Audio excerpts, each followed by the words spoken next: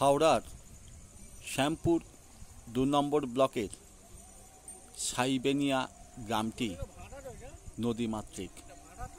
রূপনারায়ণ নদের তীর থেকে মাছ ধরে জীবনযাপন করে এলাকার মানুষ। কেউ কেউ আবার গভীর সমুদ্রে মাছও ধরতে যান। এহেন গ্রামে পানীয় জলের চরম সংকট।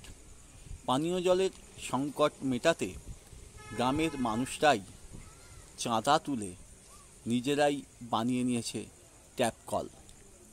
সকাল থেকে সন্ধে পর্যন্ত ৩০০ পরিবারের মানুষ এই ট্যাপ কল থেকে জল নেয়।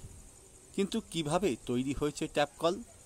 জানা গিয়েছে গ্রাম পঞ্চায়েতের পক্ষ থেকে ট্যাপ কল তৈরির জন্য নলকূপ বসানো হয়েছিল।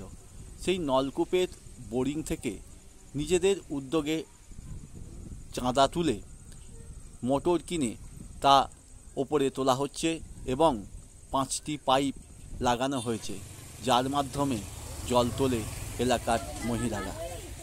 3 বার গেলেই ওখানে জল নিতে দেখা যাবে কয়েকশো মহিলাকে। 300 থেকে 400 পরিবারের মহিলারা মাথায় করেও জল বয়ে নিয়ে যায়। যদিও পঞ্চায়েতের পক্ষ থেকে এছাড়া আর কোনো উপায় ছিল না বলে জানানো হয়েছে। খবর.com রিপোর্ট, হাওড়া।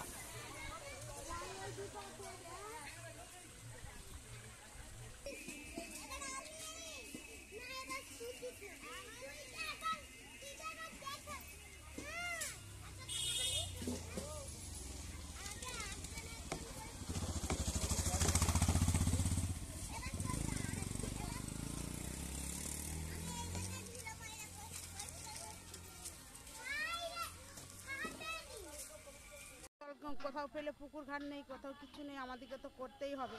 তাছাড়া টিউবওয়েলে জল পড়ে না, আমার মোটর লাগিয়ে আমরা করেছি। কোথায় মোটর লাগিয়েছে? কই টিউবওয়েলের টিউবওয়েলটা কে করে দিয়েছে? সরকার থেকে করে দিয়েছিল।